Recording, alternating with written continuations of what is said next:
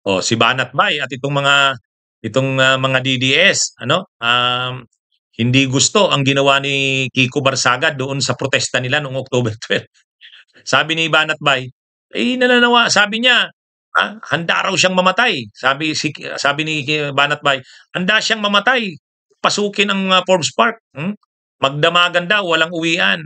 Hanggang sa people power na daw. Tapos sabi ni Banat Bay, pagdating dun sa Forbes Park, hindi nagtagal, umalis na siya.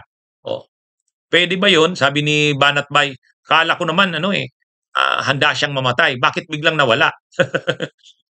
Ganun din ang reaksyon ng mga parang sila nawala ang tiwala nila kay Kiko Barsaga. At umuwi lang si Kiko Barsaga, posibleng naglaro ng computer kasi kinaumagahan hindi rin siya naka-attend sa hearing ng Ethics Committee. Ang rason, hindi siya naka-attend, bakit siya na late?